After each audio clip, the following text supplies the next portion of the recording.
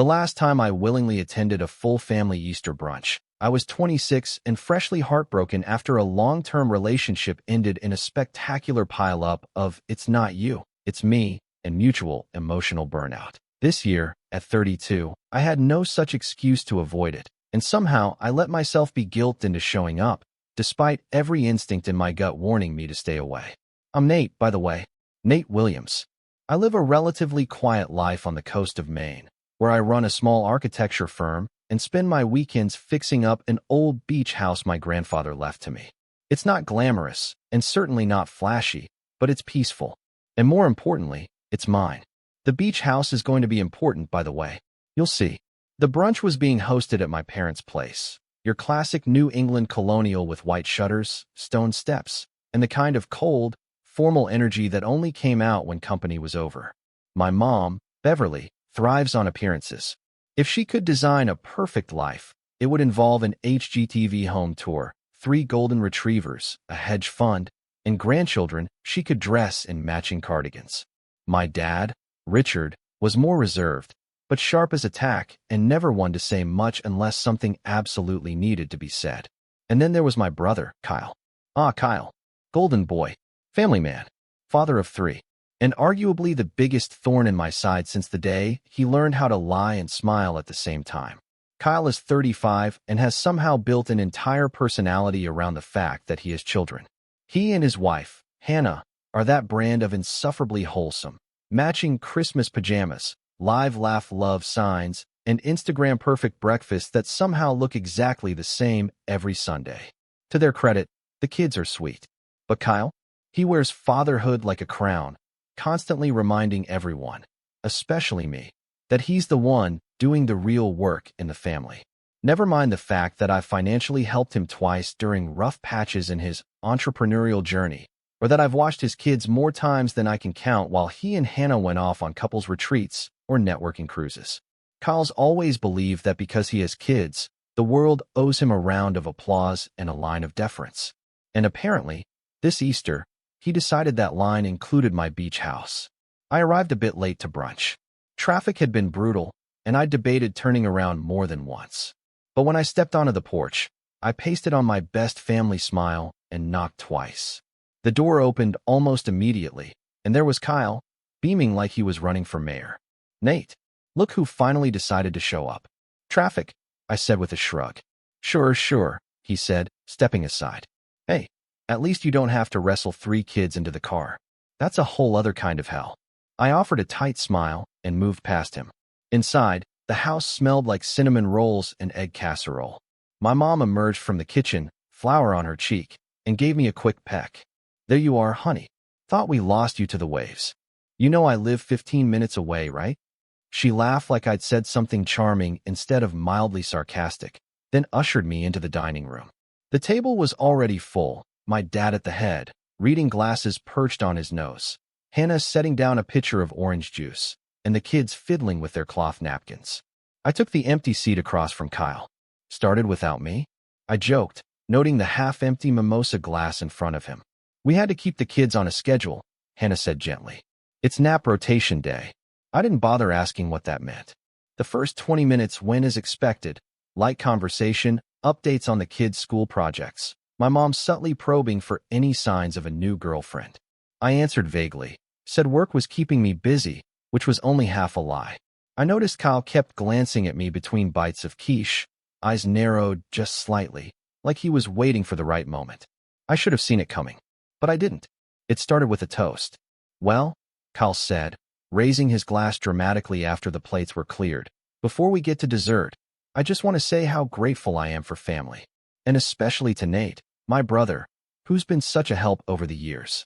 We don't say it enough, but you've always been there." I blinked, unsure if this was sincere or sarcastic. "Thanks." He grinned. "Which brings me to something I wanted to talk about today. Something kind of exciting." "Oh no, not at the table. Not like this. I've been thinking a lot about the future," he continued. "You know, planning for the kids, building legacy, that sort of thing." My mom immediately lit up, nodding along. "Of course, yes. So important. And I was talking with Hannah," Kyle said, looking at her with an exaggerated warmth. "And we had this idea. It's kind of out there, But hear me out. The room was still. We think it's time the beach house goes to someone who's actually going to raise a family in it. There it was. No preamble. No sugarcoating. I laughed. I actually laughed, thinking he had to be joking. You mean visit it more often? No, Kyle said, still smiling. I mean live in it. You're always so busy with work and travel and bachelor stuff. You don't even use the place half the time. Meanwhile, we've got 3 kids who would love to grow up near the water. You're serious, I said flatly. Completely. Hannah chimed in, as if this had been an ongoing family discussion I'd just happened to miss. It would mean the world to us. And honestly, Nate, it just makes sense. My dad cleared his throat, but Kyle steamrolled ahead. You don't even have kids, Kyle added, the smile finally dropping from his face. What are you holding on to it for? Nostalgia. My jaw clenched. Because it was left to me. Granddad gave it to me. Exactly, Kyle said, jabbing his finger into the table for emphasis. He gave it to you, but he wanted it to be for the family. Not to sit empty half the year while you play at being a coastal bachelor. The silence that followed was sharp enough to slice ham. My mom fidgeted with her napkin. Hannah looked smug. My dad kept his eyes on his glass, but his grip tightened just slightly. I took a breath. Then another. I'm not giving you the house, I said evenly. Kyle's smile vanished. Why not? Because it's mine. Because I've spent the last 6 years keeping it from falling apart. Because I loved Granddad, and I respect his wishes. And because I don't owe you anything, Kyle. That's when his fist hit the table. Not hard enough to knock anything over, but loud enough to jolt the kids and freeze the room. You're being selfish, he snapped. You don't even understand what it's like to have responsibilities. You're single. You have no one. You think fixing up some rundown shack makes you better than me? No, I said, standing slowly. But refusing to hand over my property because you feel entitled to it doesn't make me the villain. Hannah's voice was tight.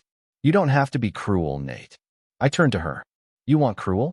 Try making someone feel worthless just because they don't fit into your little mold of suburban perfection. That's when Kyle stood too, and in one sweeping motion, knocked over his glass. It shattered against the tile with a loud crack. The kids screamed. My mom gasped. My dad stood up and barked. That's enough. Kyle's mouth opened, but before he could speak, my dad pointed at him with a trembling hand. You've always been the problem, Kyle. Dead silence. My brother blinked. What? You heard me, Dad said. You've spent your whole life demanding things that were never yours to begin with. You think just because you reproduced, the world has to hand you a trophy. You're not a king. You're not even a decent son right now. Kyle looked stunned. My mom opened her mouth, then shut it. Hannah pulled the kids toward her, whispering something I couldn't hear. I took out my phone. What are you doing? Kyle asked. Calling my lawyer, I said calmly, pressing the contact. For what? I looked him square in the eye as the line rang. To initiate the transfer. It's time you all learn the truth. And that's when I walked out of the room.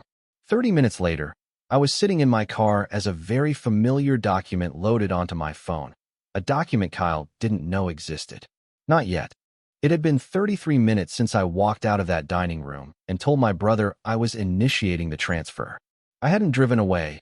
I just sat in my car, hands on the wheel, staring out through the windshield as the weight of the moment sank in. My phone rested on the passenger seat, the PDF still open.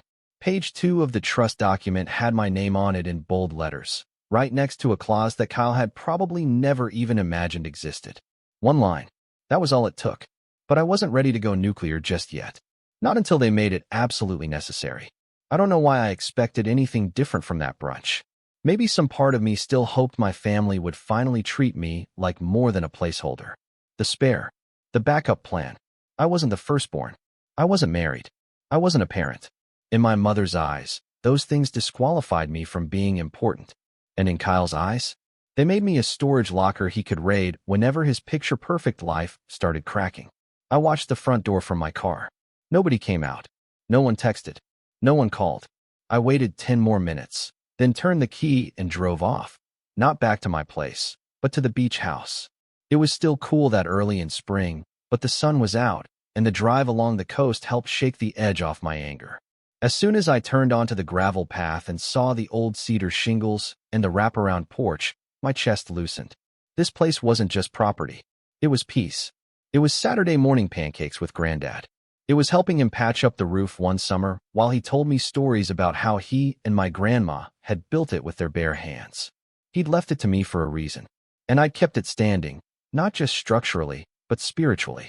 Kyle didn't know the first thing about taking care of something that couldn't be posted with a #blessed caption. I stayed at the house for the rest of the weekend. Didn't answer calls. Didn't check emails. I needed space. But when I finally returned home Monday morning and turned my phone back on, the real storm hit. 32 missed messages. 12 from Kyle. 10 from my mother. A few from extended family I hadn't spoken to in months. The subject line of one email from my mom just read, "You're being dramatic." Kyle's first voicemail came through the moment I connected to Wi-Fi. "Nate, what was that? You made a scene in front of my kids. You embarrassed me. Us? And for what? A stupid house? You don't even have anyone to share it with. Call me back. Fix this." The next one was shorter. "Okay, if this is about what I said, maybe I went too far. But you seriously need to grow up." Then came the text from Mom. "Honey, we need to talk. Kyle told me everything, and I think you're being very reactive. This family needs unity, not tantrums." A tantrum, right? Because refusing to be steamrolled was now categorized as immature. But I didn't reply. Not yet. That night, I got an unexpected knock on my apartment door. I looked through the peephole and sighed. It was Kyle. He had that smile on again. The one he always used when he wanted something but didn't want to ask directly. "Nate," he said as I opened the door, "can I come in?" I didn't move. Why? Because we're brothers. And because I think we both said things we didn't mean. I stepped aside, mostly to avoid a scene in the hallway. He walked in and immediately scanned the place like he was evaluating it. Like he was judging me. My walls weren't bare, but they were minimalist. My couch was a little old. My dining table was mismatched on purpose. It didn't have the Pottery Barn chic vibe he was used to. "You know," he said, sitting down, "this whole thing could have gone a lot smoother if you hadn't stormed out like a drama queen." I sat across from him. "You demanded I hand over my house because I don't have kids. What did you think would happen?" Kyle exhaled and leaned back, spreading his arms. "Look, I get it. You're sensitive. You always have been. And you've always been entitled." He raised an eyebrow. "Entitled? Me? Nate, I've earned everything I have." I blinked. "You mean the down payment Mom and Dad gave you for your house? Or the time I covered your rent when your startup collapsed?" "That was years ago." "Yeah, and I never saw a dime of it back." Kyle rolled his eyes. "It's not about money. It's about what makes sense. You live alone. You don't even use the beach house. My family needs that space. You don't need it. You want it. There's a difference." We sat in silence for a moment. Then he said something I'll never forget. "You're going to die alone in that house, Nate. Is that what you really want?" It wasn't a question. It was a verdict. I stood. "You need to leave. Come on, man. Now." He left. But he made sure to drop one last line on his way out the door. "You're going to regret this." That week, the text from my mother intensified. She asked me to be the bigger person, told me I should think about the children, and even tried to remind me how much Kyle had gone through lately with work stress. Every message came with the same underlying current. Why can't you just give him what he wants? It wasn't just about the house. It never had been. It was about control. It was about erasing boundaries. And then the betrayal came. I got a call from a friend of mine who worked in real estate. We'd gone to college together, and he now handled some properties in our area. He sounded uncomfortable. "Hey, Nate. Quick question. Did you list the beach house?" I frowned. "What?" "No." He hesitated. "Because someone tried to." "What do you mean tried to?" He cleared his throat. "Someone contacted our office claiming they had power of attorney on your behalf. They said they wanted to begin the paperwork to transfer ownership and eventually list it as a rental, short-term, like Airbnb stuff. But the documents didn't check out. Your name wasn't on anything they sent." My mouth went dry. "Who was it?" He said the name before I even asked. "Kyle." I thanked him and hung up. My heart was pounding, but I wasn't surprised. I was angry, so angry I felt cold. Kyle had crossed a line, and not just a petty one. He'd committed fraud, or at least attempted to. That was enough. I called my lawyer that night. Not to bluff, not to posture, but to protect myself. "I want everything documented," I told her. "I want to make it absolutely clear that no one else has any claim to the house. I want Kyle legally blocked from even approaching it. And I want to enforce the trust." She didn't hesitate. "We'll lock it down. Do you want to pursue charges? I paused. Not yet. The next day, I got a message from my dad. Just 5 words. Come by. We need to talk. He wasn't the type to send cryptic texts, and he almost never took sides. So I went. When I arrived, he was in his study, an old room with wood paneling and a dusty globe that hadn't moved in years. He gestured for me to sit and didn't say anything for a while. Just poured 2 glasses of scotch and handed me one. I saw what he tried to do, he finally said. My eyebrows raised. How? He gave me a tight smile. I have eyes. And friends. I took a sip. And I'm tired, Nate. Tired of watching your brother manipulate this family. Your mother shields him because she thinks raising a family is the ultimate virtue. But you've built something. Quietly. Honorably. And for some reason, you keep getting punished for it. I didn't speak. I wasn't used to being praised by my father. Not like that. I didn't know about the trust clause until your grandfather's lawyer called me yesterday, he continued. Smart move. That caught me off guard. Wait, he called you. My dad nodded. Apparently your grandfather anticipated this. Not necessarily Kyle, but the possibility of future disputes.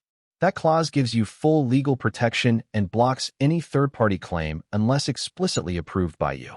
It's airtight. Why didn't he tell me about it before? Because he knew you wouldn't abuse it.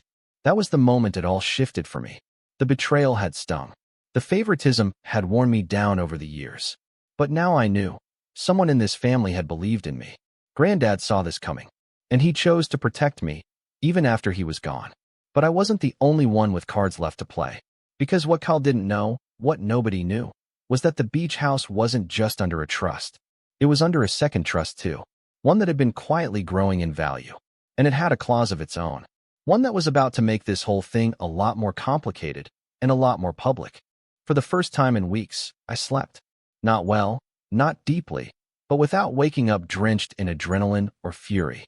It was the kind of sleep you get after a long fever. Not restful, but empty. And for now, that was enough.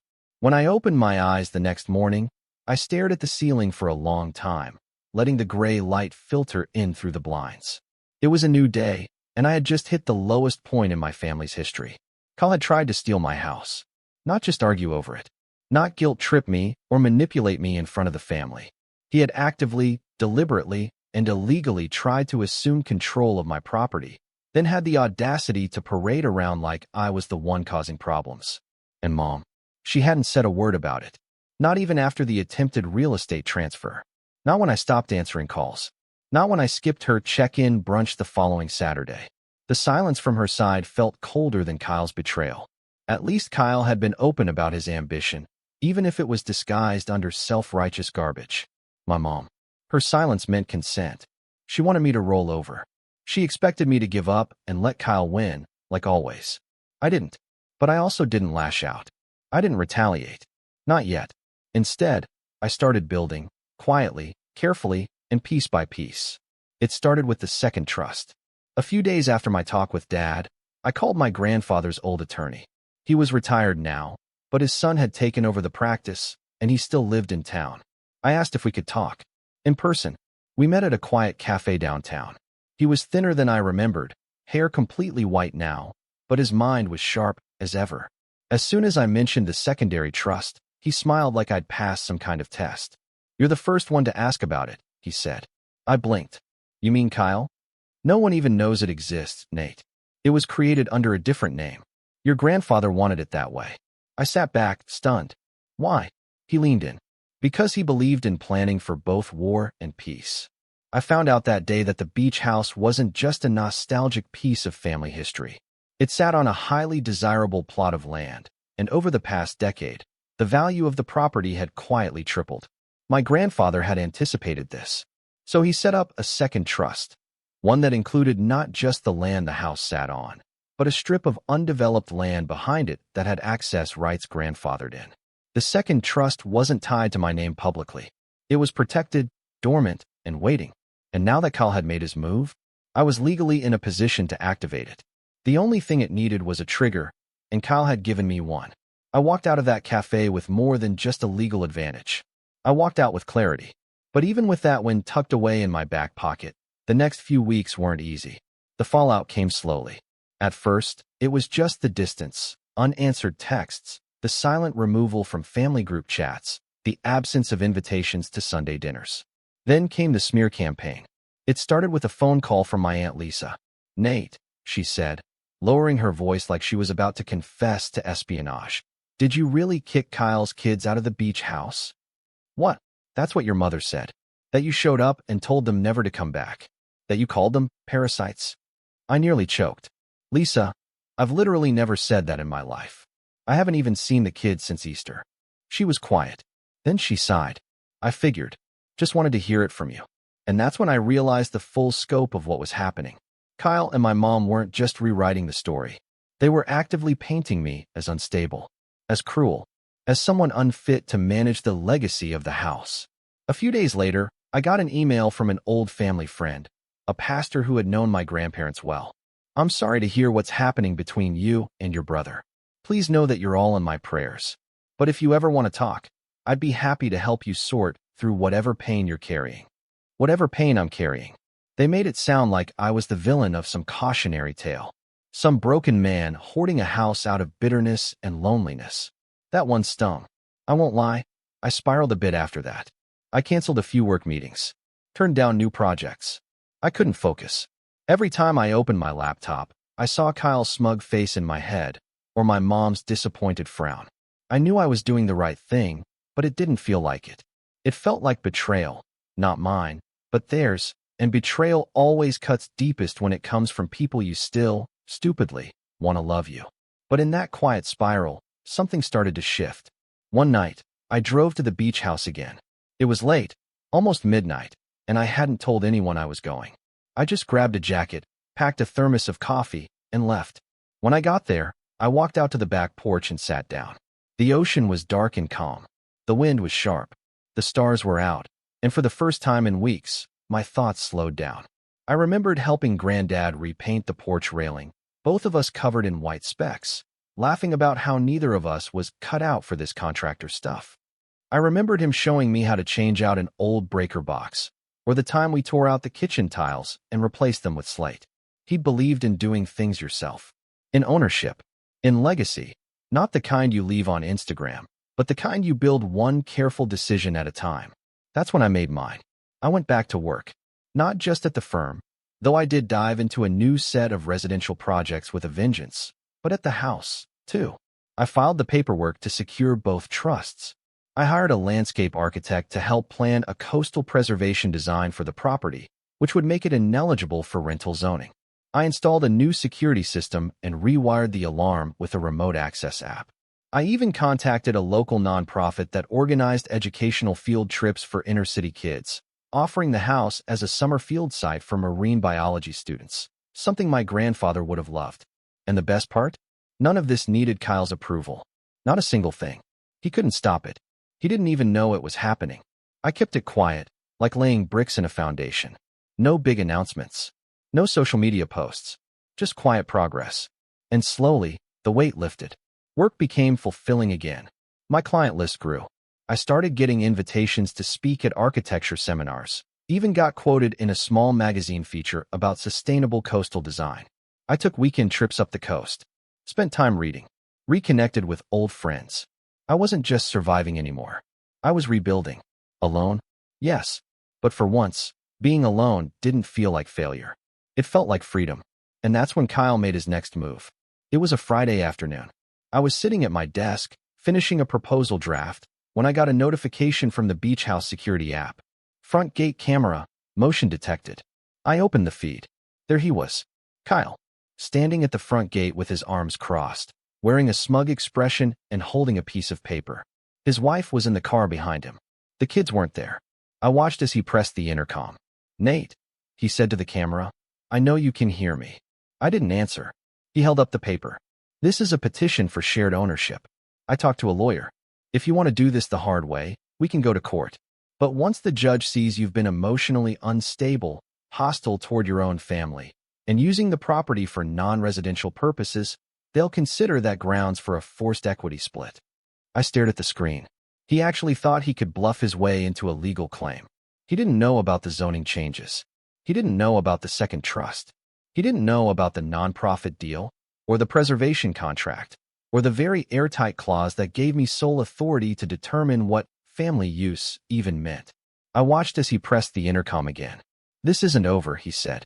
"You don't get to shut us out just because you're bitter and lonely. We're family, Nate. And if you don't open this gate, I swear."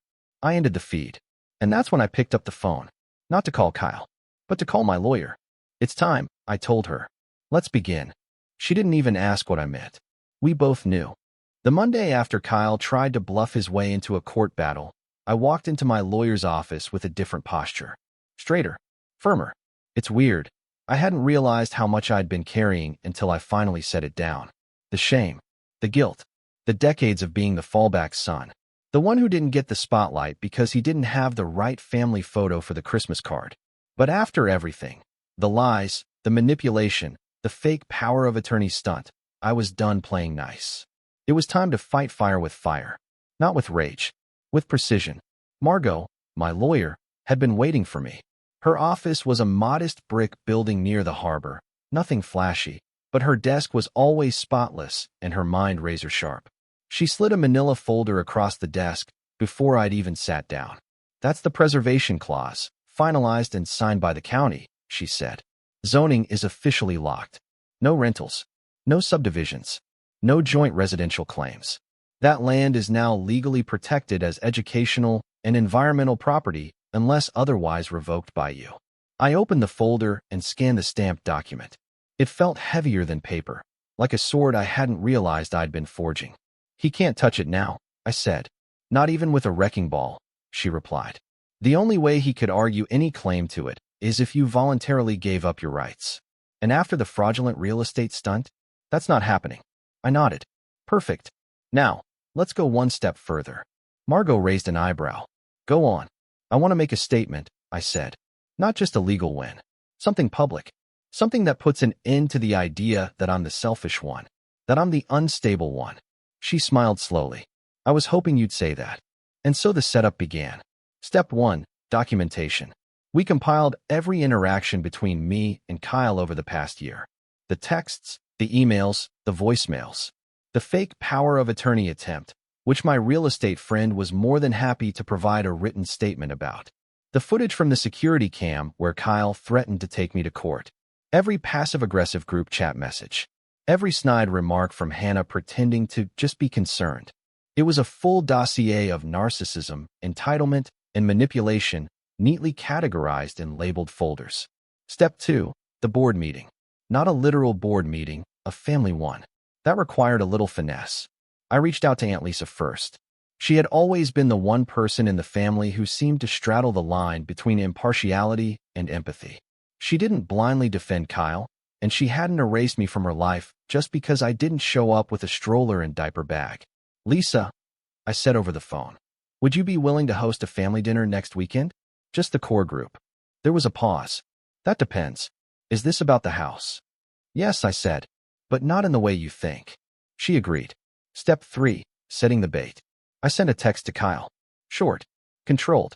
"Family dinner at Lisa's next Saturday. I'll be there. I think it's time we cleared the air." No explanation. No emotion. Just enough mystery to stir the pot. I didn't expect him to respond, and he didn't. But the read receipt was there, which meant he'd seen it. I could imagine the conversation that followed. Him showing Hannah the message, spinning theories about what I was planning. Him pacing their kitchen, wondering if I was bluffing or laying a trap. Good. Let him wonder. Let him sweat. In the days leading up to the dinner, I kept busy. I scheduled a meeting with the nonprofit and finalized the educational agreement. I posted an update on my firm's website about our newest eco-design project, a subtle nod to the Beach House initiative, but without naming names. I made sure everything was backed up. Every contract, every document, every recorded voicemail. Because Kyle wasn't just a spoiled sibling anymore.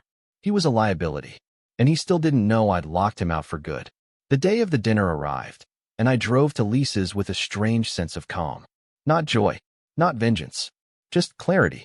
The kind that comes when you finally stop justifying your pain to people who benefit from your silence. Lisa's house was warm and bright, with the faint smell of rosemary chicken drifting from the kitchen. She greeted me at the door with a hug. No questions, no judgment. Just a quiet understanding. They're already here. she said softly. Try to keep it civil. I smiled. No promises. In the dining room, I found them all. My parents, Kyle and Hannah. No kids, thank God. Even Uncle Tim and Cousin Mark had shown up, though they looked more like observers than participants. The room buzzed with tension, like everyone was waiting for the fuse to spark. Kyle was seated at the far end of the table, legs crossed, trying way too hard to look relaxed. Nathan, he said, gesturing to the empty seat across from him. Glad you could join us. I ignored the tone and sat. I appreciate everyone coming, I said, my voice steady. I wanted to clear the air, but I also wanted to clarify a few things, legally and personally. My mom cut in before I could continue. Nate, honey, I really think. I held up a hand. Please, just listen. She went quiet. I reached into my bag and pulled out the file folder. Not the whole dossier, just the highlights. These are records of every attempt Kyle has made to claim ownership of my property, I said, including the forged documents submitted to a real estate agency. I also have a notarized statement from the agent involved. Hannah's face paled slightly. Kyle clenched his jaw but said nothing. I have video evidence of Kyle arriving at the property without permission, issuing threats, and stating his intention to pursue legal action based on a completely fabricated claim of emotional instability. Lisa's eyes widened. My dad leaned forward, elbows on the table, silent but watching closely. And just for clarity, I continued, the beach house isn't just a house. It's now part of a preservation trust. Zoned, protected, legally untouchable without my explicit permission, which Kyle will never have. Now Kyle spoke. So what? You came here to brag? To wave your little papers around and act like you're some genius? What's your endgame, Nate? Burn every bridge in the family just to prove a point. I looked him dead in the eyes. No, I came to make it clear that the old dynamic is over. You don't get to bully, guilt, or manipulate your way into things that don't belong to you. You've played the family man card like it's a shield. But being a parent doesn't give you a moral pass. My mother looked stunned. Nate, that's your brother. I turned to her. And I'm your son. But for some reason, I've never been treated like one. Just a backup account for when Kyle's life ran out of lives. She flinched at that. Good. She needed to. I stood and placed the final document on the table. The Educational Partnership Agreement. Starting this summer, the beach house will be used for marine biology workshops and conservation retreats. Granddad would have been proud. And no, there won't be room for family vacations anymore. Kyle pushed back from the table. You're insane, he muttered. Maybe, I said, but at least I'm done being your doormat. He looked like he wanted to explode, like he might knock over a glass again. But this time, there were too many witnesses.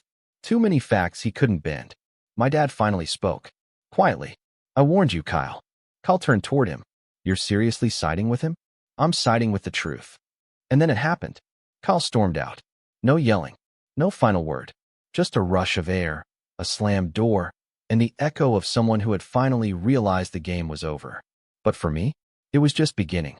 Because what Kyle didn't know, not yet, was that his attempt at fraud had tripped an entirely different wire. One with financial consequences. And next week, the fallout from that wire would arrive. In the form of a subpoena. By the time the subpoena hit Kyle's mailbox, I had already distanced myself from the emotional fallout. That didn't mean I didn't feel it. I did. But it came in short, sharp stabs now, not the deep, aching kind that used to knock the wind out of me. He must have opened the envelope sometime in the early evening. I know this because I got a barrage of texts within the hour.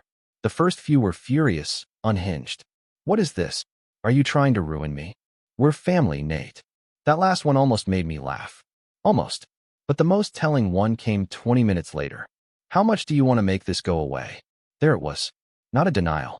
Not a plea. A price. That's how Kyle always operated. If he couldn't guilt you, he'd buy his way out. Or at least try to. But this time, there wasn't an offer I'd accept. Because this time, I didn't want money. I wanted closure. Let me rewind, just for clarity. The subpoena wasn't for some courtroom soap opera. I wasn't dragging Kyle in front of a jury in a dramatic made-for-TV moment. That wasn't my style, and honestly, it wasn't necessary. What I did was more precise. I filed a civil complaint for attempted property fraud and identity misrepresentation, complete with supporting evidence from the real estate agent, the forged documents, and the camera footage. Margot, my lawyer, submitted everything with the county clerk's office, which triggered the subpoena and a formal court-ordered mediation hearing. Now here's the thing. I didn't need the court to award me anything. I already had the house, the trust, the zoning rights, and every legal document Kyle had no access to. But I wanted the record. I wanted a paper trail that would follow him, especially if he ever tried a similar stunt again with someone else. And more than anything, I wanted him to be confronted with the consequences of his actions in a way he couldn't spin with a half smile and a sob story. The hearing was scheduled 2 weeks out. That gave me time to prepare, not just logistically, but mentally. I spent those 2 weeks clearing my head, running along the coast in the early mornings, sketching new designs for the nonprofit's summer renovation plans at the beach house, even attending a local architecture panel where, weirdly enough, someone approached me about a potential book deal. Nothing huge, just a collection of essays about sustainable design and legacy builds. I almost said no. Then I remembered Granddad and how proud he would have been. I said yes. As for my family, well, that was a quieter storm. My mother left a voicemail the day after the subpoena was issued. Her tone was different this time. Quieter. Almost flat. Nate, I don't know what's happening anymore. I just want things to go back to normal. I didn't return the call because there was no normal to return to. Not when the normal was me being disposable, convenient, the emotionally available son who asked for nothing and gave everything, the invisible sibling who always smoothed things over while Kyle played the martyr. Let that version of me stay buried. The morning of the hearing, I showed up in a charcoal gray blazer and jeans, professional, but not trying to impress anyone. Kyle arrived with a different strategy. Full suit, polished shoes, hair slicked back. He looked like he was auditioning for a political campaign. Hannah was with him. She wore sunglasses indoors, like this was an episode of Real Housewives and not a county mediation hearing. Margot met me in the lobby. "You good?" she asked. I nodded. Better than ever. Inside, the conference room was neutral and beige, with a long oval table and 2 sets of chairs on either side. A court-appointed mediator sat at the head, a calm woman in her 50s with a clipboard and an expression that said she'd seen every kind of family implosion imaginable. The hearing began with standard procedures: introductions, the reading of the complaint, confirmation of attendance. Then we got to the evidence. Margot laid it all out. Chronologically, factually, calmly. The forged documents, the real estate agent's testimony, the video of Kyle at the gate, the audio clip of his threats, the property zoning paperwork, the signed trust agreements, both of them. Kyle didn't say a word. Neither did Hannah. The longer Margot spoke, the more color drained from their faces. You could tell they hadn't expected this much preparation, this much proof. They thought I was bluffing, just like always. When it was Kyle's turn to respond, he cleared his throat and tried to sound composed. "This is all a misunderstanding," he began. "I was trying to protect a piece of family property. Nate's been unstable lately, and we were concerned that he might do something irrational." "Irrational, like calling the police?" the mediator asked without blinking. Kyle flinched. "I didn't mean." "I have a question," she said, turning to him directly. "Were you, at any point, granted legal authority to act on behalf of your brother regarding the property?" Kyle hesitated. "No, but I assumed. That's all I need. Thank you." The rest of the hearing was a formality. The mediator concluded that while no criminal charges were being pursued, the civil complaint would remain on record, and any future attempts to access or claim the property without legal documentation would be considered grounds for escalation, including a potential restraining order or fraud investigation. In short, he'd been warned. In writing. On record. For life. As we stood to leave, Kyle tried to make one last move. He leaned in, low enough that only I could hear. "You think this makes you better than me? You'll always be alone in that house. Just like you were always alone in this family." I smiled. Not cruelly. Just with quiet certainty. I'd rather be alone with integrity than surrounded by people who only show up when they want something. He blinked. Then I walked out. The fallout came quickly after that. Hannah started showing up to Sunday dinners without Kyle. Word had spread about the hearing, not just in the family, but in the community. People talk, especially in coastal towns. And when they found out he'd tried to forge documents to steal his own brother's house, the tide turned fast. He wasn't fired from his job. His father-in-law owned the company, but he lost several clients. One of them emailed me to say they were no longer comfortable working with someone who behaved so recklessly. As for Mom, she went quiet again. Not in the cold way. More like someone who'd been hit with a truth she couldn't unsee. 2 weeks after the hearing, she sent a box to my apartment. Inside was an old family photo album, one I hadn't seen in years.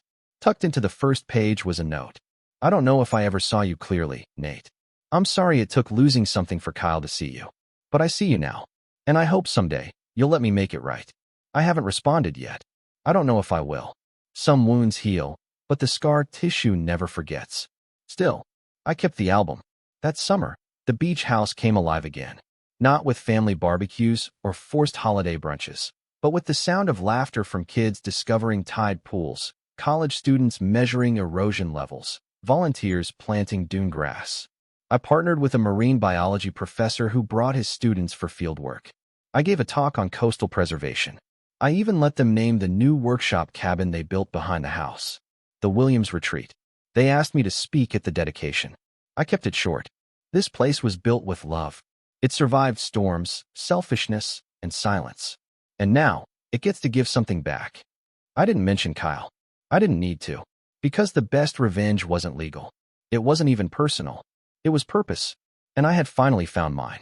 As I stood on the porch that evening, watching the sunset bleed across the water, I realized something. They didn't take anything from me. They revealed me. And I was never going to shrink back again. Not for them. Not for anyone.